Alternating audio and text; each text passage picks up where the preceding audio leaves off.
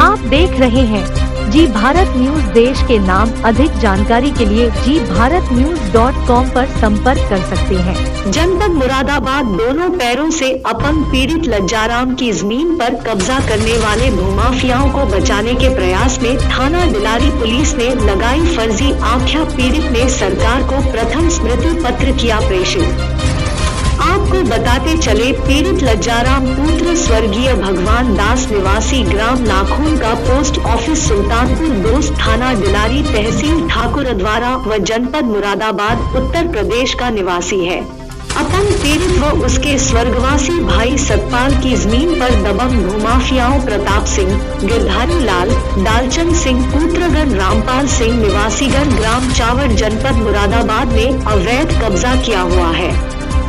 उपरोक्त संबंध में पीड़ित ने दिनांक 29 अप्रैल 2022 को केंद्र सरकार अथवा उत्तर प्रदेश सरकार को लिखित शिकायत भी दी थी। पीड़ित की शिकायत संदर्भ संख्या 151322005419 में स्थानीय थाना डिलारी पुलिस ने मामले की बिना जांच पड़ताल के भूमाफियाओं के पक्ष में लगाई फर्जी आख्या।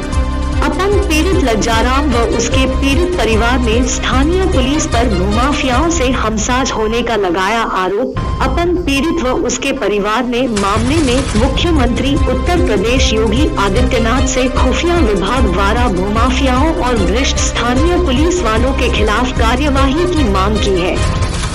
मीडिया को जानकारी देते हुए मामले स्थानीय क्षेत्रवासियों ने भी अपंग पीड़ित लज्जाराम की जमीन पर कब्जा होने की दी जानकारी। मामले में संज्ञान लेते हुए जी भारत न्यूज उत्तर प्रदेश की टीम पहुंची पीड़ित परिवार के आवास। मामले की जानकारी लेने पीड़ित अपंग व उसका परिवार भूखमरी की कगार पर है।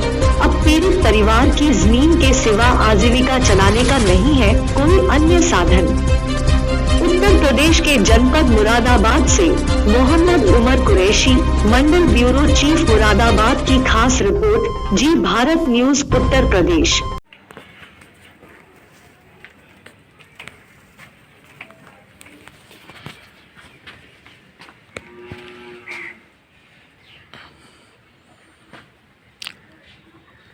हाँ सर, क्या नाम है आपका? लज्जाराम। लज्जाराम, क्या मामला है?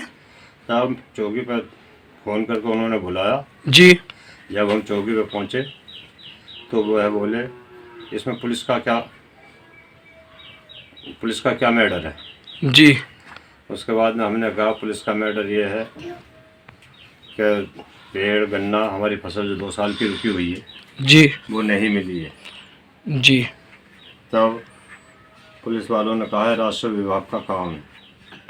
उसके बाद में हमसे वकील का नंबर मांगा गया जी। वकील का नंबर दिया, इतने वो हमने अपनी रिपोर्ट उनके सामने रखी जी।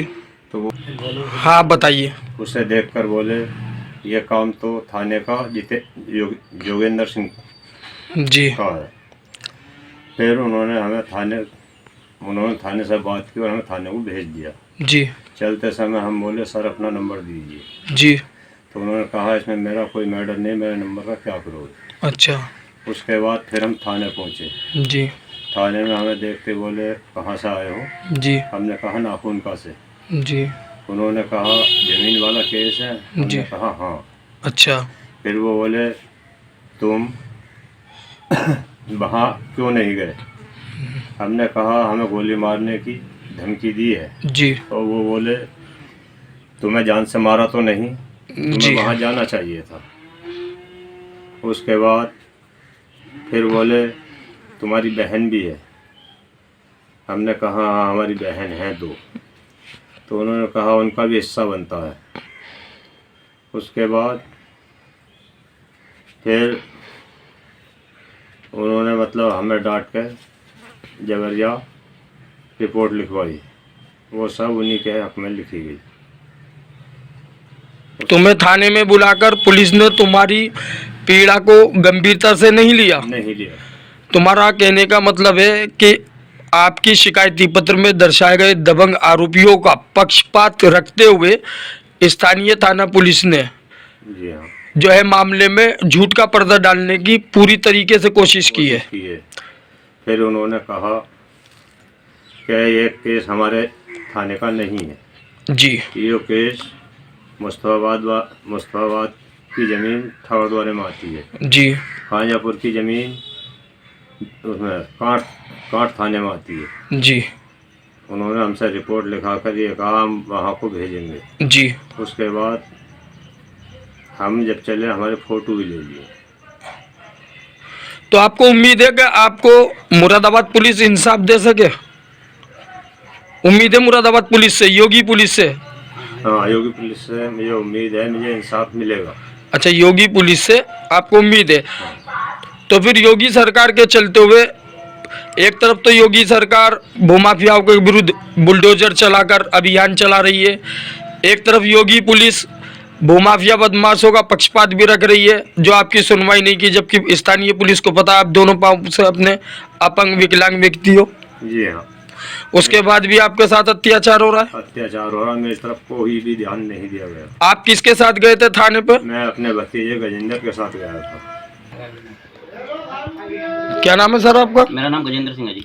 गजेंद्र सिंह, क्या है मामला इनका? लज्जर राम का आप कौन उनके? मैं भतीजा हूँ इनका, ये चाचा है मेरे, सगे भतीजे हो? सगा भतीजा हूँ।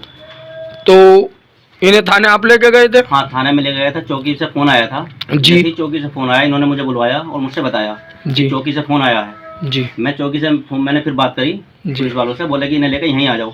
वो जी। जांच के लिए एक बार भी यहाँ नहीं आए हैं, हमें ही वहाँ बुलवाया गया।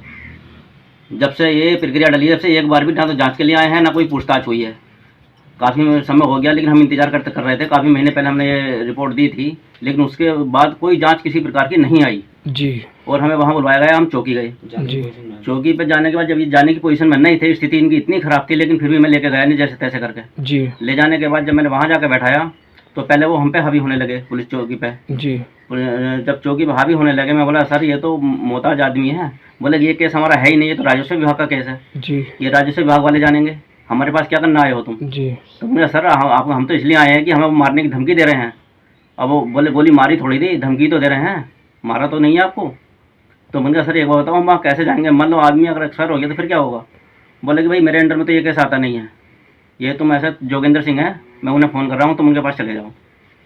तो हम फिर इन्हें जैसे तैसे मैं इन्हें फिर थाने ले करके गया। थाने ले जाने के बाद वहाँ उन्होंने सुनवाई करी और सुनवाई करने हमें बैठा के उन्होंने भी बोले कि ऐसा करो मेरे अनुसार जैसे मैं कहूँ वैसे एप्लीकेशन लिखो। एक सादा पेपर ला के दी और पेंसिल ला के दी। और जब उन्होंने पूरी मैटर लिखवा लिया, लिखवाने के बाद वहाँ भी वो उनके शब्द यही थे कि अब ये मैटर हमारा नहीं है, ये ठाकुरद्वारा थाने और कांट थाने का है, ये रिपोर्ट हम कांट थाने और ठाकुरद्वारा थाने भेजेंगे, वही प्रक्रिया करेंगे जो भी करनी है उनको। लेकिन मैं बोला सर ये थाना तो आपके अंडर में लगता है, चावड़ तो आपके अंडर में आ रहा है, दबंगे तो आपके अंडर में है। जबकि उन्होंने ये भी कहा कि दबंगे किसी भी ज़मीन पर कब्जा कर लेते हैं, एक दिन आदमी हाथ थक कर बैठ जाता है और दबंगों को हाथ थक कर बैठने के बाद ये कह देता है कि अपनी भूमि छोड़ कर इल्लत काटो, एक दिन यही होता है। ये भी उन्होंने बोला था कि दबंगे किसी भी भूमि पर कब्जा करके तुम कब तक भागोगे, कहाँ तक भागोगे? भाग के एक दिन हाथ थक कर बैठ जाओगे, फिर कहोगे भाई ये छोड़ रहे हैं। तो हम बोले नहीं साहब ऐसे नहीं है, लेकिन हमारा जो हक है, जो पीड़ित हैं, इनके भूखमरी के कगार पर बैठे हुए हैं, इनका तो जरिया यही है एक रोजी रोटी का, वो भी उन्हें नहीं मिल पा रहा। 2 साल की फसल के पैसे नहीं मिले, लेकिन वो चीज़ उन्होंने रिपोर्ट में नहीं लिखवाई। अच्छा, मीडिया ने आपके मामले का संज्ञान लिया, आपने 29/4/2022 को ये कार्रवाई केंद्र सरकार अथवा उत्तर प्रदेश राज्य सरकार को भी भेजी थी जी, जिसके आधार पर आपको IGRS संख्या के आधार पर ज्ञात हुआ है कि पुलिस ने जो आखियाँ लगाई है जी। दबंग भूमाफियाओं को बचाने के लिए, आप उस आखिया से सहमत नहीं हो? सर, वो आखिया फर्जी है? सर जब एक बार बताइए, जब उन्होंने जो आख्या लगाई है पुलिस वालों ने जी, उसमें बंटवारे का तो कोई मैटर ही नहीं है। बंटवारे का तो किसी प्रकार कोई मैटर नहीं। बंटवारे का मतलब क्या है उसमें? जी, बंटवारा तो हमारा यहाँ का है, भाइयों का, हमसे सब सहमत हैं। अगर बहन का बंटवारा होता है तो यहाँ तो गांव में प्रधान जी से बात करी, मैं सरकारी वकील साहब से बात करी, सरकारी वकील साहब ये कह रहे हैं कि लड़की अगर शादी से पहले होती है तो उसका हक जाता है, शादी के बाद तो उसका हक वहाँ का होता है जहाँ उसकी शादी होती है। अच्छा, इस मामले में उप जिलाधिकारी न्यायालय में भी मुकदमा विचाराधीन कर रखा विपक्षी पार्टी ने, आपकी विपक्षी पार्टी ने उसमें भी मुकदमा डाल रखा, लेकिन उसमें भी सारा पूरा मुकदमा फर्जी है। लेकिन उसमें कुछ और मैटर है, इसमें कुछ और मैटर है। वो तरह तरह के मैटर बना रहे हैं, नए नए तरह के। यदि उनका एक चीज पक्की है, मान लीजिए कोई चीज पक्की है, तो एक ही मुद्दे पे तो चलेंगे, वो 2-3 मुद्दों पे क्यों चलेंगे? पहले बोले कि मैंने 8 साल पहले 3 लाख रुपए दे दिए थे जमीन के, अभी तक मैंने रजिस्ट्री नहीं कराई थी। अब कह रहे हैं कि मेरा बंटवारे का हक है। मान लो तरह तरह के मुकदमे डाल रहे हैं, वो एक ही तरह का मुकदमा चलाएंगे, वो ईमानदार हैं। मैं तो कहूँ कि इसको जांच करा ली जाए। अगर इसकी जांच करा लो आप, तो एक बार गोपनीय रूप से जांच करा लोगे, सच्चाई सामने आ जाएगी, दूध का दूध पानी का पानी हो जाएगा। तो आप सरकार से मांग कर रहे हो इस मामले में उच्च स्तरीय गोपनीय जांच होनी चाहिए? गोपनीय जांच होनी चाहिए इसकी, क्योंकि पुलिस पक्ष ले रही है। वो तो दबंग टप के वो कहती है नेताओं में हमारी बात है, पुलिस हमारी जेब में रहती है। अच्छा जी। वो कहते हैं पुलिस तो हमारी जेब में रहती है, नेताओं से हमारी यहाँ बातचीत है, चौहद्दी में बात है मेरी, और यहाँ नहीं पूरे मोहल्ले के सामने यहाँ भी कह के गए। तो काफी तगड़ा शक्तिशाली प्रभाव है दबंगों का। शक्तिशाली प्रभाव है उनका, वो यहाँ भी कह गए कि ऐसा तो हमारी डायरेक्ट बात है थाने में। और क्या संदेश देना चाहते हो? संदेश ये देना चाहते हैं सर, वो लोग जो हैं, हमें तो ऐसा लग रहा है कि पुलिस उनके सामने मूक बनी हुई है। वो दबंग किस्म के आदमी हैं और ये अपंग व्यक्ति हैं, इनको न्याय नहीं मिल पा रहा, और ये भागते कहीं आने लग नहीं, कहीं जाने लग नहीं। इनके पास कोई अधिकार ना तो आने के लिए तैयार है, ना पुलिस आने के लिए तैयार है। अब बताओ ये कैसे जाएं? अब आपको न्याय मिलने की अपेक्षा नहीं है थाना पुलिस से? क्या उम्मीद है बताओ? इतना कुछ करने के बाद भी कहाँ जाएंगे, किसके सिर में लठ मारेंगे? पैसा इनके पास नहीं, भूखमरी के कगार में है ये। तो गोपनीय जांच कराने की मांग? गोपनीय जांच होनी चाहिए, उसकी सही जांच होने के बाद मैं तो कहूँगा दूध का दूध पानी का पानी कर दो, ईमानदारी से लड़ो ना। हम तो ईमानदारी पे हैं, एक ही मैटर देंगे। ठीक है सर, आपका शुभ नाम? ताहिर हुसैन। ताहिर हुसैन। इन्हें लज्जाराम सिंह को जानते हो? जानते हैं, ये हमारे गांव के बासिंदे, हम यहाँ के प्रधान का भाई हूँ, छोटा मैं। आप प्रधान के भाई हो? हाँ, ग्राम प्रधान जो इस टाइम मौजूदा हैं। जी जी। उनका छोटा भाई हूँ। ग्राम प्रधान जो है आपके भाई, उनका क्या नाम है? सैयद हसन। सैयद हसन जी। इनका मामला हमें हमारे संज्ञान में आया है, सूचना मिली हमें कि ऐसे से ही परेशान हाल है, इनकी जमीन पे कब्जा हो गया और स्थानीय थाना पुलिस कोई सुनवाई नहीं कर रही पीड़ित की। ये काफी परेशान है। परेशान है, हम भी गए एक बार वहाँ पे। अच्छा जी, इनके साथ आप भी गए? हम भी गए थे जी। तो हमसे उन्होंने ऐसी वैसी बात करके ना, मैं 8-10 दिन में बता दूंगा, ऐसा करूंगा वैसा करूंगा जी, हमें टाल दिया। अब आप क्या चाहते हो? अब चाह रहे इन्हें इंसाफ मिलना चाहिए, जो इनका हक है वो मिलना चाहिए ना। आप इनके हक में सरकार से मांग करते हो जी कि इनकी दबंगों द्वारा जमीन को कब्जा मुक्त कराकर इन्हें वापस दिलाई जाए और भूमाफियाओं के खिलाफ कठोर कानूनी कार्रवाई होनी चाहिए। कार्रवाई होनी चाहिए, वो जेल जाना चाहिए। और जो भूमाफियाओं से हमसाज हैं, भ्रष्ट पुलिसकर्मी, उनके लिए क्या संदेश है? कार्रवाई होनी चाहिए उनके ऊपर भी, उनके खिलाफ भी कार्रवाई आवश्यक है, होनी चाहिए। बहुत बहुत धन्यवाद। सर क्या नाम है आपका? श्री भूकन सिंह। श्री भूकन सिंह, क्या मामला है, कुछ जानकारी देना चाहोगे आप इसके लज्जाराम सिंह के मामले में? हाँ साहब, लज्जाराम सिंह के बारे में कुछ जानकारी देना चाहूँगा। आप कौन है इनके? नहीं साहब, हमारे गांव के नाते से भाई लगते हैं। अच्छा, क्षेत्रवासी हो आप? हाँ क्षेत्रवासी हैं, मैं जाटव हूँ जी। और ये चौहान है। अच्छा, कोई बात नहीं। ये पीड़ित व्यक्ति ने 29/4/2022 को केंद्र सरकार और उत्तर प्रदेश सरकार को जी कुछ दबंग भूमाफियाओं द्वारा, जी, जो कि रिश्तेदारी में भी आते हैं, हाँ उनके द्वारा अपने